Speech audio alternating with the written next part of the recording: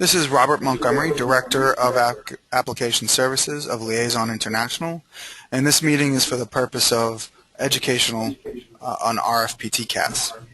I have just informed all of today's participants that this event is being recorded, and I have provided them with an opportunity to ask questions or opt out of participating in this event. All participants on this recording have been notified in writing and verbally of the call being presented today.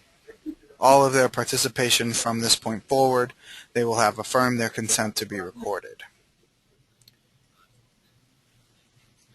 Okay, now I'm going to turn it over to Kendra Harrington from APTA. Kendra? Thank you, Rob. I wanted to welcome everybody to the third training session for RFPTCAS. This is a joint project between APTA and Liaison International. Just to bring everybody up to speed in case we weren't a part of the initial surveys that had gone out, back in 2010, the Program Services Council of ABPTRFE performed a program needs survey, and they were identifying various areas that programs were requesting to help them with their residency and fellowship programs. Now, the development of a centralized application system was one of those items. So since 2010, all the way until last year, APTA staff was performing feasibility studies looking at residents and fellows as well as graduates to determine if we move forward with the design of a centralized application system, would this be beneficial? And we did find an overwhelming response that that was true. At the end of 2010, APTA staff did get the go-ahead from APTA to proceed forward with the design of a system. And the Program Services Council met with Liaison the week before CSM to discuss the initial draft of what the application would look like.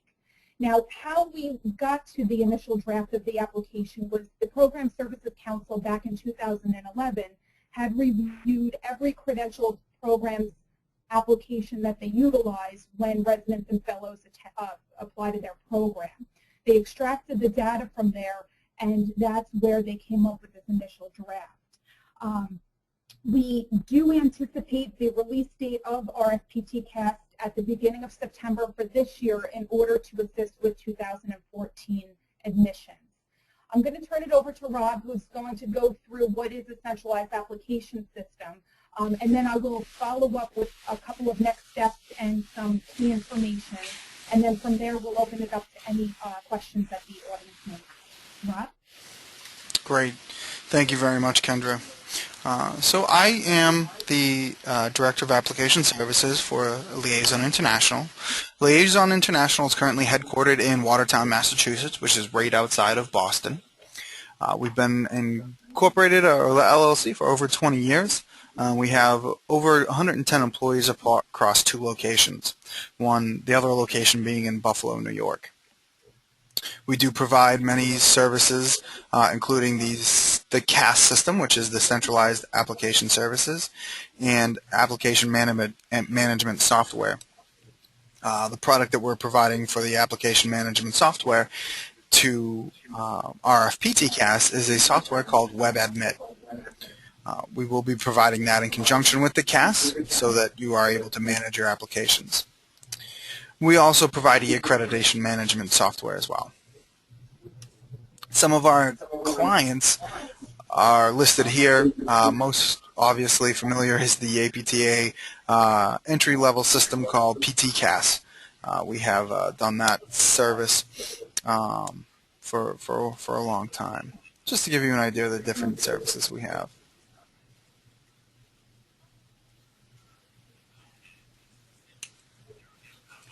Liaison International has been in business for quite some time. We've learned a lot from these other services that we've created. We've been able to develop successful applications, not only the experience that we have, but the technology that we have and the hardware that goes along with that. We've been doing it for a long time. Lessons learned, knowledge of our experience, we're able to guide RFPTCAS in a direction, since we have done many residency and fellowships applications previously. We're able to learn from that and be able to give the years of experience that we have doing that to the RFP-TCAS application. What exactly is a centralized application service? Liaison International is set out to be your partner, your technology partner. We want to be able to provide and streamline the experiences for applicants, for the residencies, and for the association itself. We're going to provide information on many different levels for many different people. The applicant, we're going to allow the applicant to streamline the application, fill out one application, request one set of transcript, request one set of references, fill out one essay, as opposed to hunting and finding out which program they want to apply to, finding out those specific requirements, and then creating those applications, organizing those applications, mailing those applications out. For the residencies, we're going to streamline that process where you don't have to receive mail, open mail, create different spreadsheets, organize all this information that you're getting from these applicants. The centralized application service is designed to streamline all the processes that are involved in applying to a residency for physical therapy. The applicant will fill out the application. They'll identify the tests that they've taken. They'll request official transcripts. They'll request references to be written. All that information will be gathered, put into a portal called WebAdmit, where the residencies and fellowships will be able to access all that information. They'll be able to organize, search, create queries, customize, and organize the application that mirrors their current process. We're not here to pigeonhole or create a process for you. We're here to give you tools to be able to mirror and streamline your current process. The applicants will go in, fill out one application, click a button, have it sent to your residency. The benefits to the residencies and fellowships. The software that we're providing, again called WebAdmit, is a web-based platform. It'll allow you to access anywhere you have an internet connection. You'll be able to log in, view your applications, organize them, search them, create queries, render reports, generate reports, integrate with your ERP system. I'll get more into detail what WebAdmit specifically will do later in the presentation. One of the major benefits that we hear time and time again with every new residency that we create, residency application that we create, is that it greatly reduces administrative burden. They don't have to create buckets and organize mail and find out which documents are missing, create spreadsheets for contact and recruiting purposes, hire staff just to go through the mail. All your efforts will be allowed to focus on just reviewing the applications, getting the best candidates for the application, for your residencies and fellowships, and really just being able to go through, and if you have a rubric or a grading system that you currently, a scoring system, just focus on that and be able to do that. You'll also be able to generate information, data off of WebAdmit, comparing your residency to the other residencies in RFP-TCAS. So there's a lot of valuable information that you'll be able to generate off of the actual WebAdmit software that you wouldn't be able to do before. The benefits to the applicant: convenient, hassle-free method to going, organizing, finding out what residencies they want to apply for, and really how to best apply through here, requesting one set of transcripts, going through, getting one set of references, and then just clicking a button to apply. We give them a checklist to be able to go through and say, click here, this is complete, this isn't complete, and allow them to see their status of their references, if their transcripts have been uploaded, and it gives them a convenient way to contact somebody on the application. They're no longer calling each individual references residencies. They don't have to call the references. They can just email them. And if they do need to call for support, they can simply call the RFP-TCAS hotline and there's a live person right there to be able to help them through any questions that they might have. This is an example of what the RFPT CAS might look like. Again, this is a mock-up. We still are designing it and creating it, getting feedback and developing it. But as you can see, it's a basic form on the left-hand side, all their tools, any help sections they would need, FAQs, contact people. They'd be able to see all the participating programs. So again, a quick reference link, click here on participating programs, and every residency and fellowship that decided to use RFPT CAS would be listed here. They'd be able to see them. They'd be able to search them by specialty, by state, look through this information, and then decide what residencies and fellowship they'd like to apply to. They'd go through in the center column, they'd fill out their applicant checklist. Going through each section, it would also identify which one is complete or incomplete. And then if they had submitted their application, or they just wanted to get a status on their transcripts or their references, on the right-hand side they'd be able to do that. Again, it provides the applicant a real easy, convenient way to fill out the application, track and understand the statuses, and if they had questions, they can search for their questions or call for informational reasons. The support lines that we have for RFPT CAS will also be available to residencies and fellowships. It gives them an outlet to be able to call to get information if they had questions as well. Since it's a new process for this year with the RFPT CAS, there's going to be questions. There's going to be questions, and we want to make sure we give you a resource to be able to get those questions answered. So we will also be available by the hotline as well.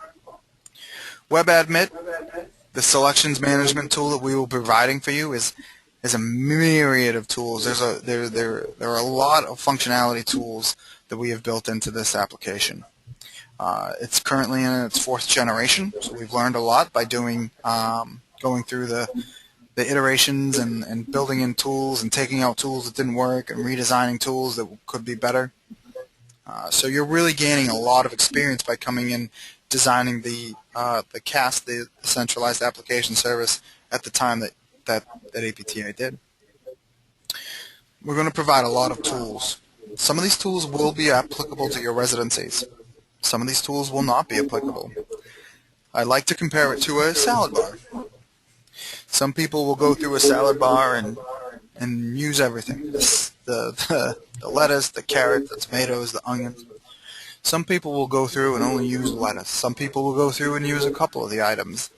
This is very much the same way. You can go through, you don't have to use all the tools. You don't have to use but one of the tools.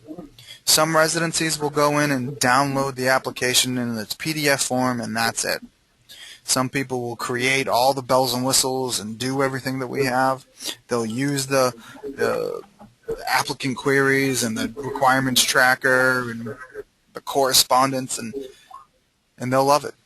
This is very much, again, we're not trying to force you to change your admissions or your selection process. We're just here to simply streamline your selection process, to give you the tools that allow you to just focus on the content of the application and not all the different pieces. Are they here? Is it right? Can I do this? Answering questions, support calls.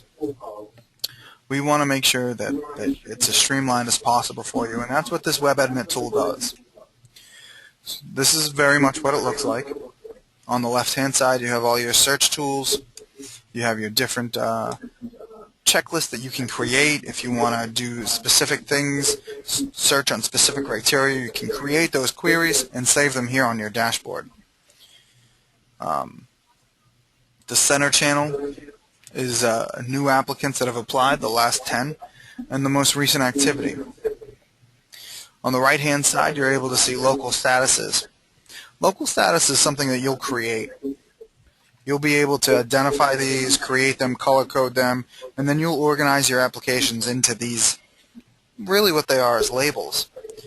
You'll be able to say, I want to look at just the applicants that I've reviewed and offered, or applicants that I have, or incomplete applications, or applicants that didn't qualify. You're going to create these labels, and you're going to organize your applications into these labels based off of criteria that you establish.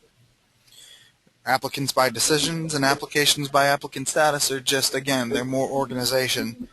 You can view all the applicants that have submitted, all the applicants that are complete.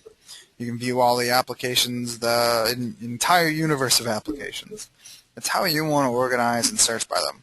We give you many, many different tools, and again, you may use them all, you may use some of them. This demonstration is a very high-level demonstration. I'm giving you the broad overview of what the system can do. We're not expecting you to understand or go through and be able to set up a query on the 15 different fields that you want at this time. As the time draws near for us to launch the application, we're going to give more in-depth education and training on the WebAdmit software.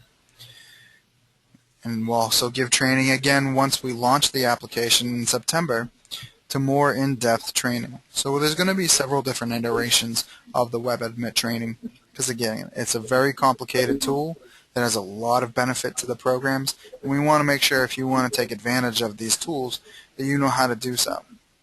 We're going to have webinars training, recorded videos, and if you need it, one-on-one training from our WebAdmit staff. We're committed to making sure that you can use this product as advanced or as little as you'd like. It does offer a controlled environment to be able to create your reviewing staff as broad or as specific as you want. So if you wanted to restrict people to view only specific applicants, maybe in your sports discipline, and you only want a certain amount of people to be able to modify or update the applications, and most of the people you want to be able to just view the applications, you're able to restrict and create those accounts as you see fit, whatever you feel that is appropriate for your particular site.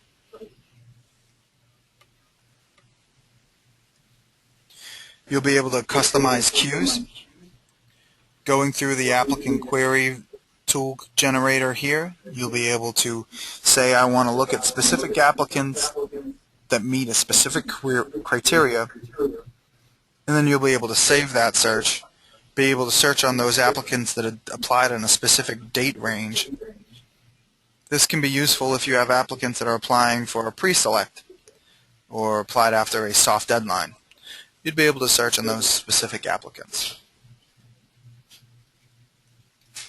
We do provide a paperless way to access each individual applications. You're able to download the entire application as a whole. You're able to download just the applicant transcripts, just the references. You might want to do this if you have to keep the references on record for HR purposes or the transcripts on record. The transcripts that are viewable are official transcripts vetted by the RFPT-CAS staff. We open each individual transcript. We make sure that it is official, that it is not issued to student, and that it has not been tampered. We have been able to identify successfully in the past applicants that were creative with their transcripts, that issued to student transcripts, and we notify the applicants and ask them to send the appropriate ones. Supplemental requirements tracking. Some residencies may elect to have outside of the system, out of the RFPT-CAS system, a supplemental application and a supplemental fee. You are able to put those requirements into the WebAdmit software and then manually check them off and indicate if the applicant has satisfied those requirements. I would like to stress that this would be handled outside of the RFPT-CAS system, and that any of the correspondence outside of the correspondence log are inward-facing. When you change a status, when you identify local status, when you make comments, all that is inward-facing. Applicants do not see that they weren't ranked or weren't accepted or given a low score. The only way applicants get the correspondence through this system is through our correspondence log. When you go into a specific section in the application to identify that I am going to email this individual. So none of the status changes or any of the other information that you update in the application is notified to the applicant. So the requirements tracker is really a one-stop shop type of what is missing, what does this applicant have, so you don't have to maintain records outside of the system. ERP-friendly reports. If you have a system within your residency, fellowship, university that has maybe it's PeopleSoft, Banner, Genzabar, that you manage students, residents, fellows, and you need to import into that. If your IT department knows how to import into that, this system will be able to render two different types of applications, one in a Excel format and one in a CSV, a comma-separated file, that will be able to integrate with your system. If this is something you wish to have, take advantage of, and don't quite know how to do that, again, our WebAdmit software and our WebAdmit tech support will be able to help you with this and walk you through this. We'll even get on the phone with your IT department to web conferences to make sure that this is something that if it's what you need, we're able to do it.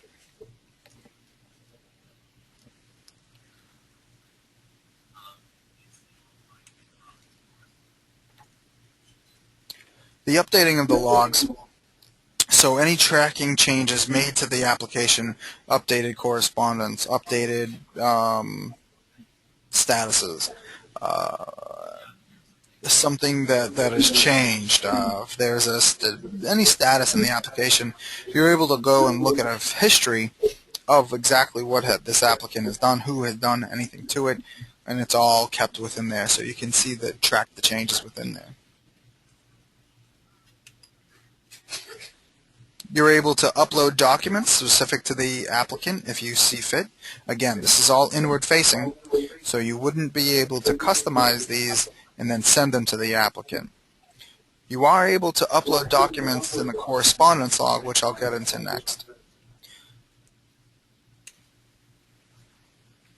The configuration option is a high-level configuration that you'll be able to add specific matriculation or admissions or selection requirements into the system. Again, this is a very high-level view of what the application is capable of.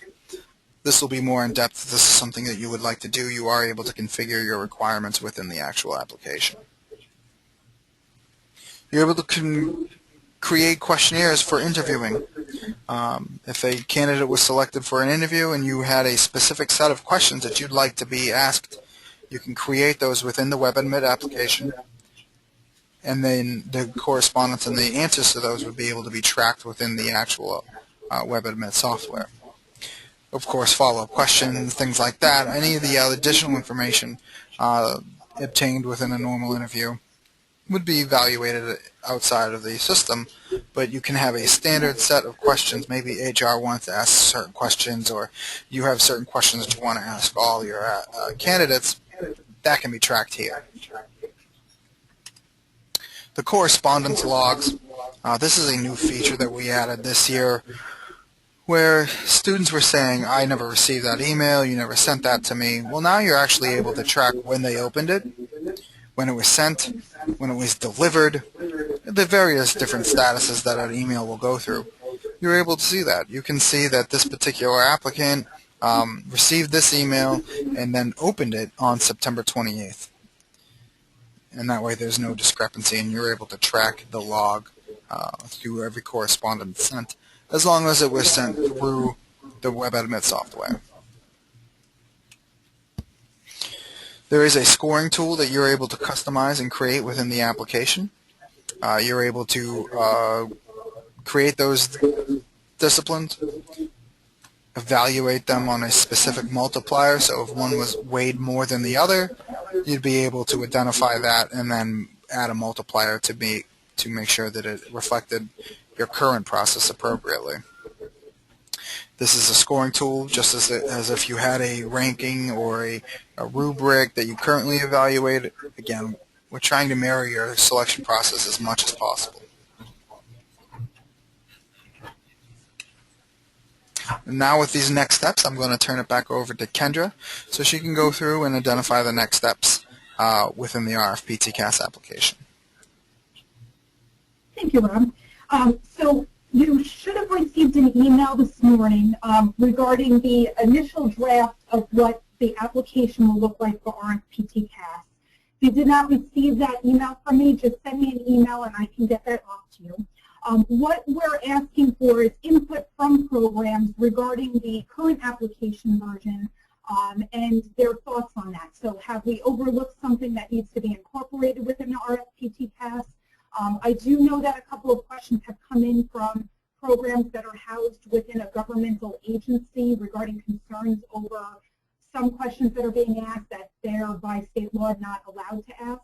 I did receive clarification from Liaison that that type of information they have encountered with other associations, for example, pharmacy residency programs with respect to date of birth or gender or ethnicity. If that is the case and we cannot incorporate that within RFPT-CAS, that data can be collected for the purposes of APTA. However, the programs would not receive that kind of data. So I did want to let you know regarding that update. But we are requesting that programs respond in the template that I provided for the call for comments by March 1st. As Rob mentioned, there will be additional training and webinar sessions scheduled regarding RFPT-CAS. We currently have some WebAdmit Live training sessions that will be occurring around the country in July and August. I didn't want to get individuals confused regarding today's webinar with those training sessions. So tomorrow I will be sending out the email regarding the WebAdmit training sessions for the programs to understand and learn how to set up their application system to view their applications and admit their applicants or deny admission to applicants. I will email that information as well as the registration information tomorrow. Now, just to review, RFPT-CAS will be a free service for programs to utilize. So from the program perspective, there is no cost associated with you utilizing this system. However, the applicants that are applying to residency and fellowship programs will have a fee structure. We have not finalized that fee structure as of yet. However, based off of feasibility studies that we did perform with residents, fellows, applicants, entry-level students, it appears that the fee structure that they utilize for entry-level education for PT-CAS is a very reasonable fee structure. So we foresee that the fee structure would be similar there. As far as the program's use of RFPT-CAS, for any programs that are currently credentialed or anybody that is seeking initial credentialing as of the end of this year, this RFPT-CAS will be optional. So all programs will be enrolled within the system, but the programs do have the option of withdrawing from the system if they choose. However, any new program applications that were received as of January 1st, 2014 will be required to use RFPT-CAS. As far as programs, Rob had mentioned, would have the ability to collect additional materials or fees supplemental that is above and beyond RFPT-CAS. We do want to try to limit how much information programs are collecting, and that's the true purpose of why we've sent out the draft of the application for a call for comments. If there's something that a lot of programs are gathering that we did not incorporate within RFPT-CAS, we want to make sure that we do incorporate that in order to limit how much additional material applicants will be required to complete. However, the next couple of slides that I have will demonstrate how we will disseminate that type of information to applicants of the program.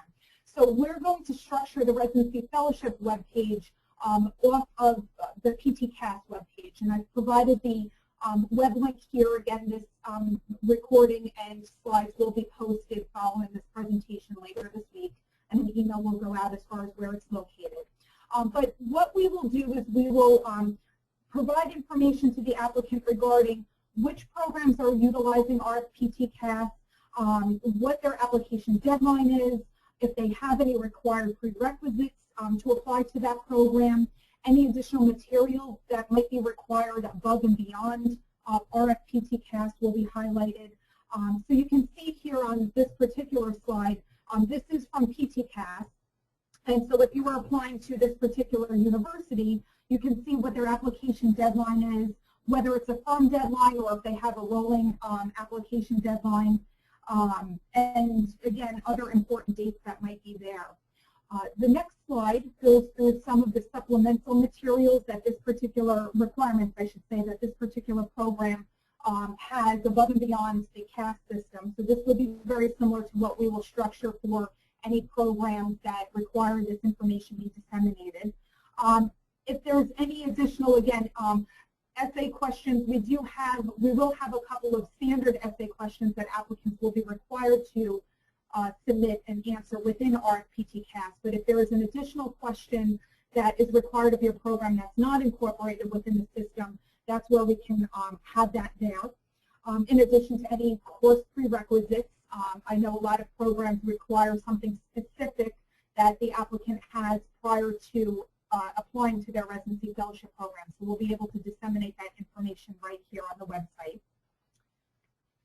And then the next slide goes into references. So again, there will be references required for all applicants. However, if you have a need for a reference to come from a particular individual for your particular program, we can have that information right embedded within our website, letting them know who they need to, of their required references, obtain that reference from. And then the last slide would be program description. So this is the area where we would be able to have a description, again, of your overall aspect of your program, your goals and objectives. That just helps to highlight the program a little bit more. We will not be eliminating the current directory of programs, which links to your program's direct website. So obviously, your full marketing materials and recruitment information would be housed within your own website. But this is just a quick summary area for applicants to see as they're going through the specific application requirements. So with that, I would like to open up to any questions.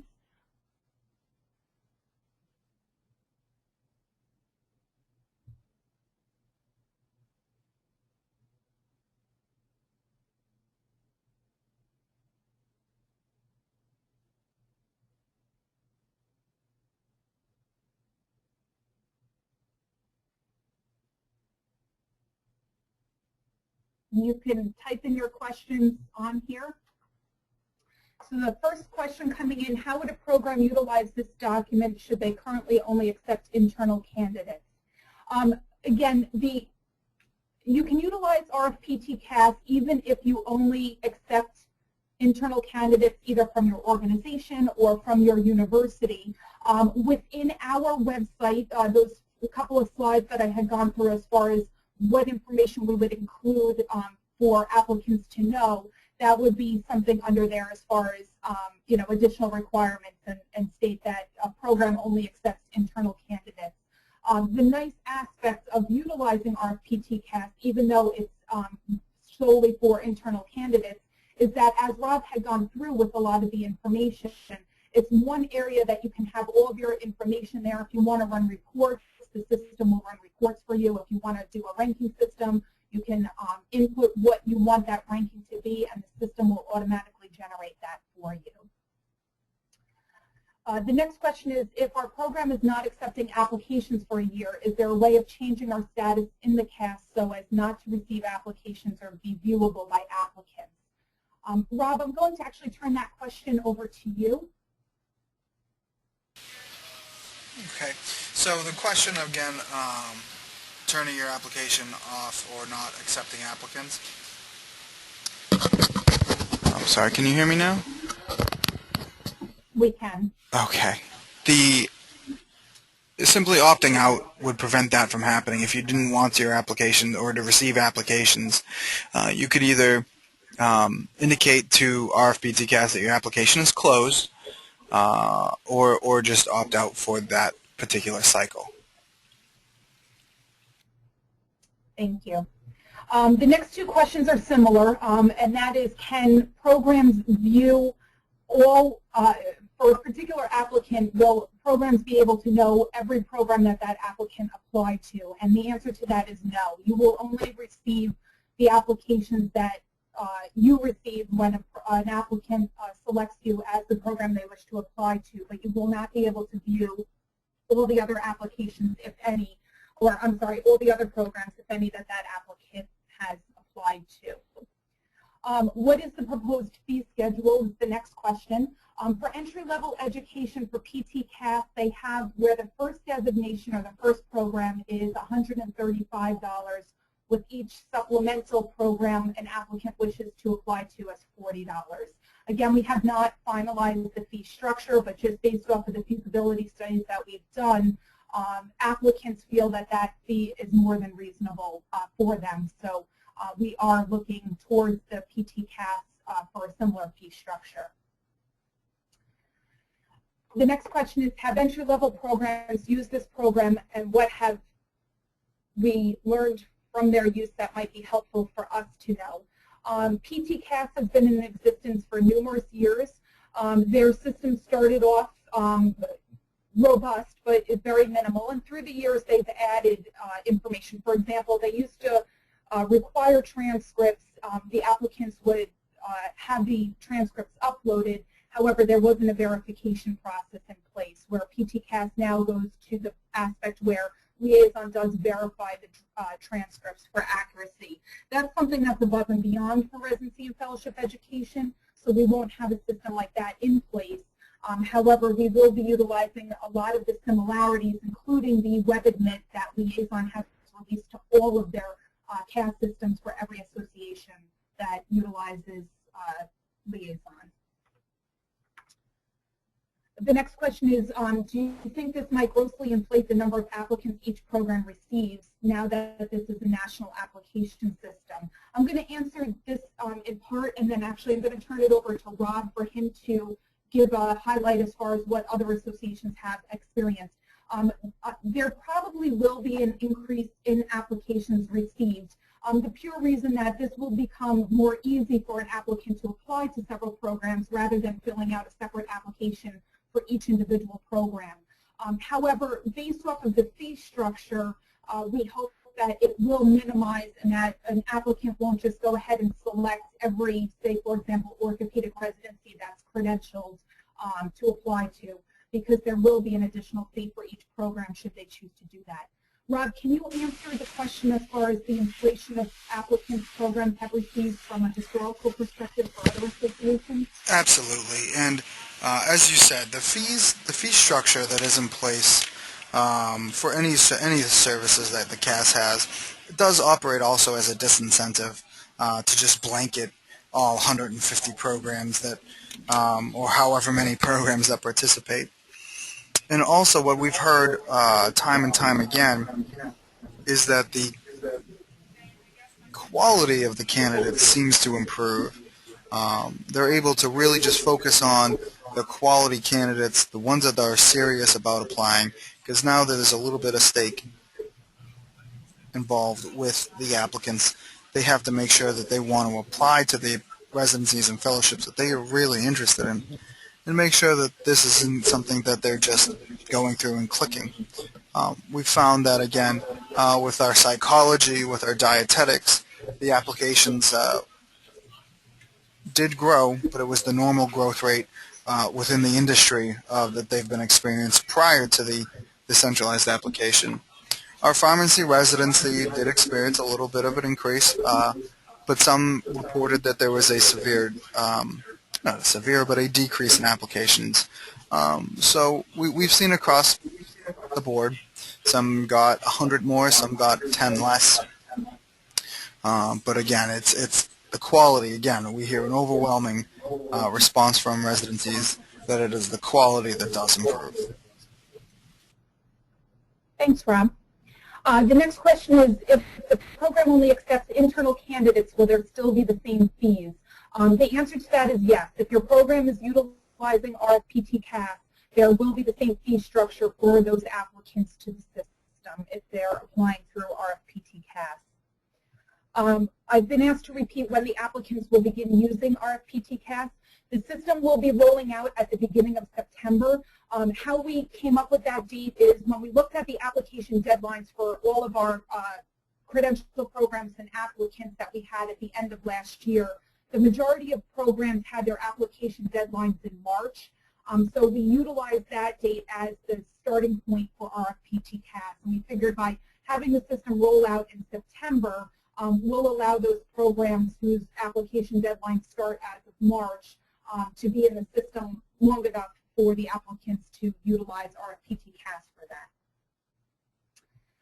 The next question is, if a candidate has failed to complete a part of the application or has not submitted evidence, is the candidate then blocked from applying for a program? So meaning that there's no incomplete applications.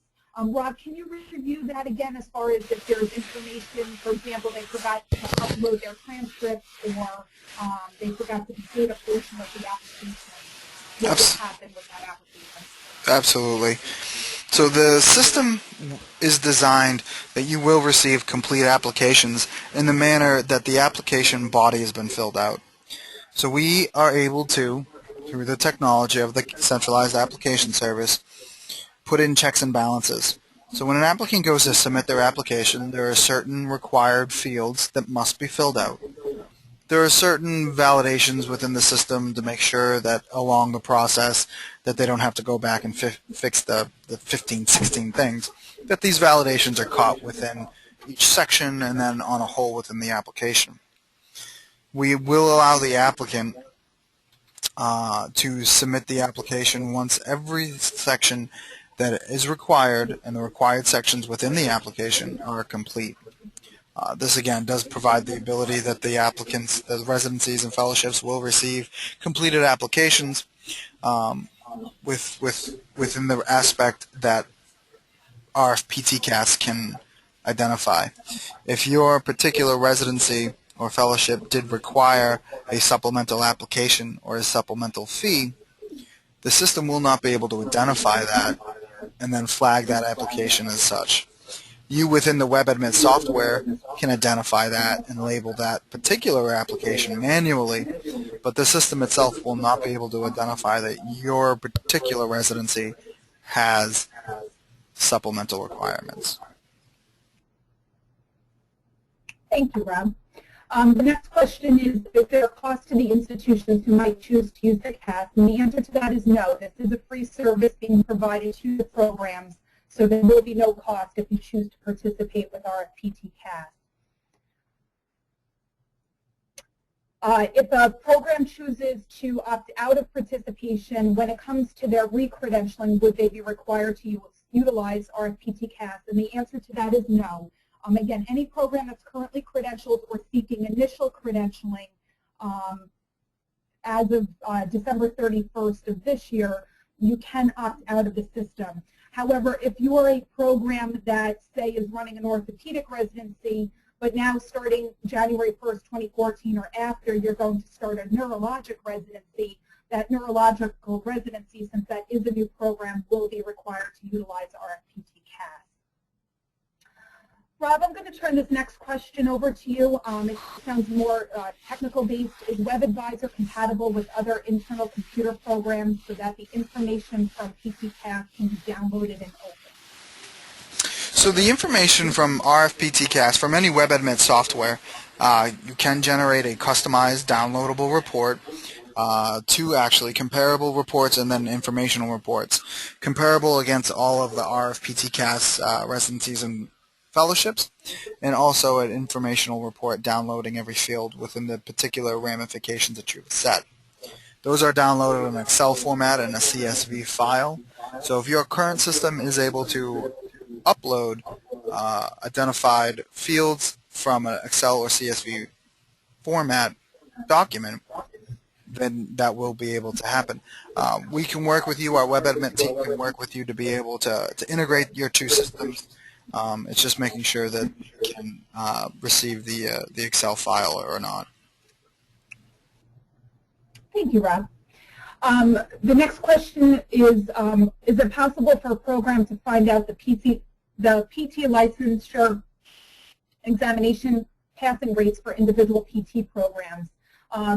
With respect to if an applicant has not yet if they do not have their license to practice by the time they apply for the residency program, is there a way for the program to know of that applicant's entry-level PT program what the passing rate is for that program's graduates on the licensure exam?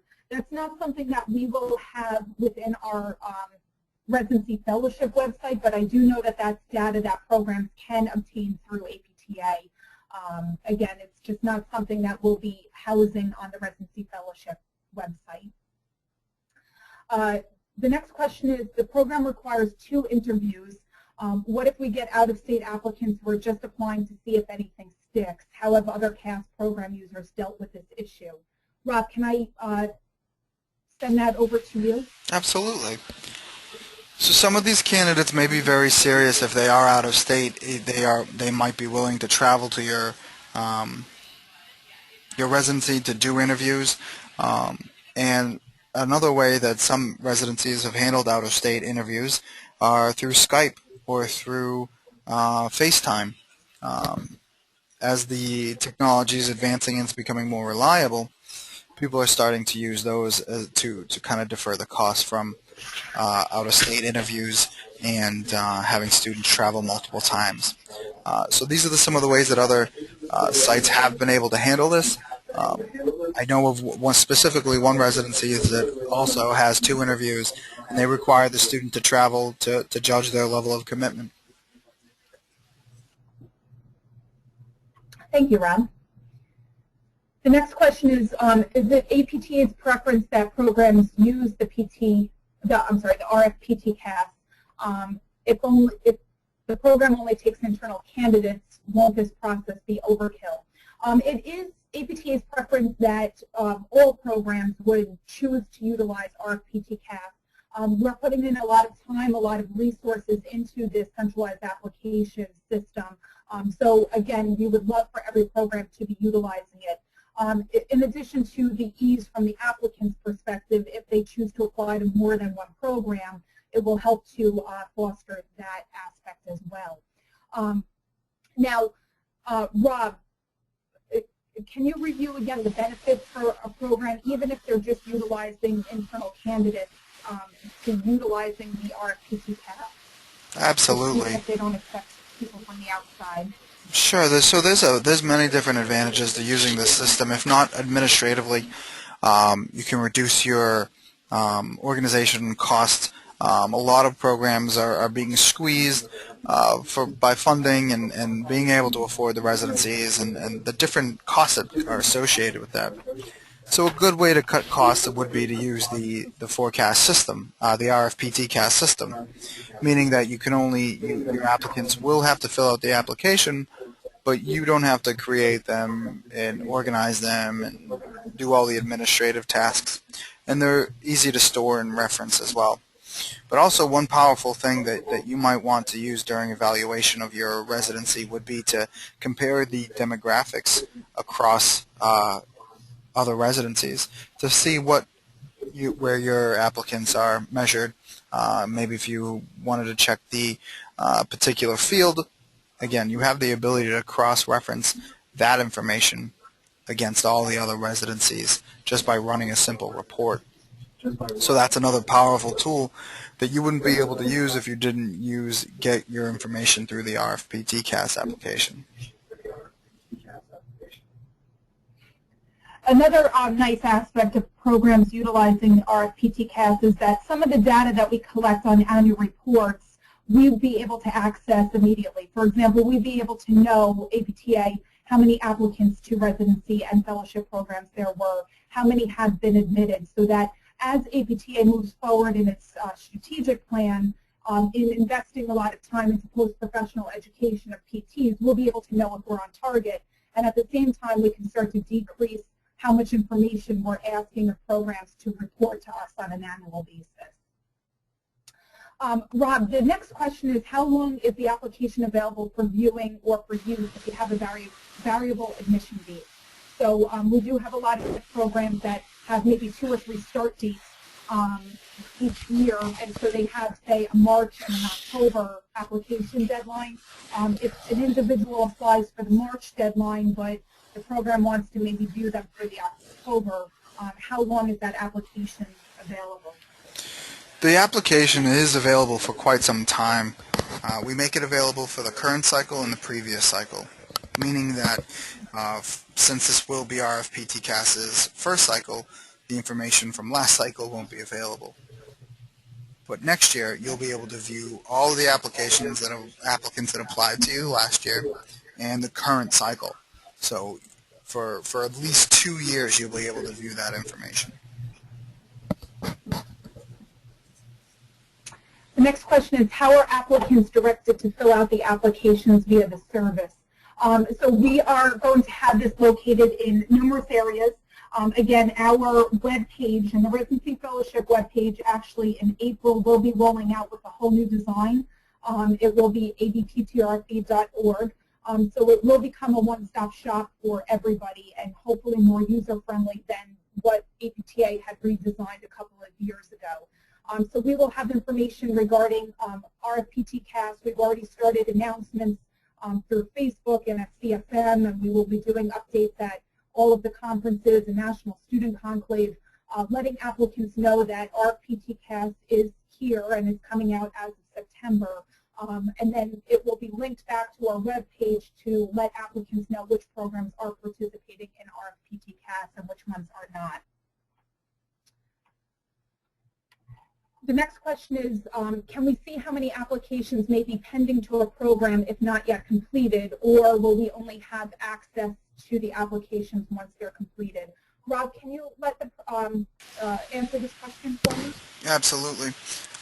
This is a great question, and this is definitely a question designed around marketing and trying to get as many applicants as you can to your application cycle, during your application cycle to your residency. And the answer to this question is yes, you will be able to see applicants that have selected your residency but have not yet applied. So if they've gone through and they did the research and they, prior to submission or even at the beginning of the application, filling out the application, they knew they wanted to apply to those 4 or 5 different residencies and they identified that, you would be able to see applicants that are in progress. Those applicants will have to identify that it is okay for RFPTcast to release their information to the residencies prior to submission, and if they don't check that box, we legally will not show you their information until they submit their application. But provided they have checked that box and selected your residency, you will be able to identify those applications and market to them actively. And Rob, the next question is, how many years of data will be stored in the system? So you'll get 2 years of data active on the web. So the RFPTcast, it designates by year. So for next year, it'll be RFPTcast selection 14, and then next year will be 15. You'll be able to see 14 and 15, so concurrent 2 years. But then Liaison International stores the information on SAN drive that we store. So the information is always there. And what we're looking for down the road is a data warehouse that will give you multiple years of data that you'll be able to download and navigate through. But right now it is 2 years, 2 cycles. So the current and then the previous years. Thanks, Rob. And so the next question is, liaison cycles is in years. And that is correct. So when Rob is mentioning about a cycle, it is over the course of a year. So if a program takes 2 applicants a year, you will have access to everybody who applied to you during your previous so let's use 2015, for example. If you're doing your admission for your second admit date in 2015, you will be able to view all applications that you received for 2015 as well as those who applied the year prior, the 2014 cycle, to review to potentially admit to your residency program. They wouldn't have to apply again and they wouldn't have to pay another application fee. Now what you wouldn't know though is if you chose not to accept them on your first admission date, if they were accepted or if they applied and they were accepted to a different program, you would not know if that individual was already accepted to another program and if they had chosen to go there. The last question currently in the system is, if an applicant has applied to several programs, each with different application deadlines, how have programs handled this? Rob, I know that you were educating some individuals during CFM regarding how, again, we have programs with different deadlines throughout the year. How do other systems handle an applicant who's applied to numerous programs with different deadlines? So the applicants will be able to identify which programs they want to apply to at what specific time. They don't have to apply to all the programs that they're interested in at one time. They just have to go in and say, I'm interested at the Boston VA, submit this application. 2 weeks later, they go in and they submit to New Jersey VA. Then a couple weeks later, they go in and they apply to EIM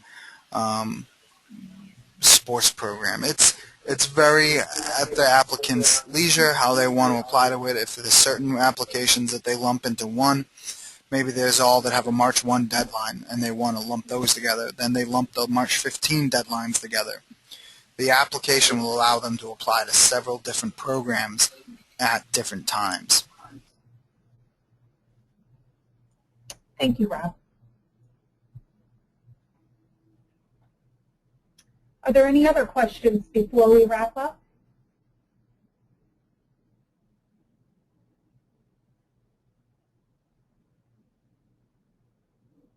Okay, not seeing any. Rob, I'm going to turn it over to you.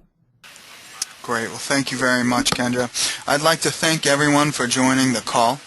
This call was recorded. We will be posting it on the YouTube, and we will give Kendra the link for that so that she can disseminate that for everybody who is interested in viewing that.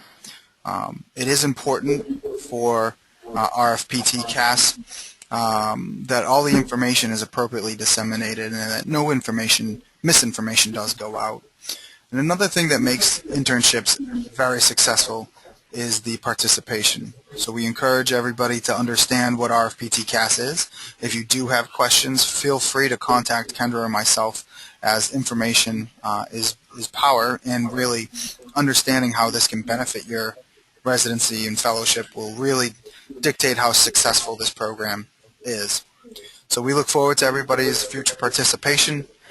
If you do have any questions, again, I encourage you to contact myself or Kendra. And thank you very much for attending. Thank you.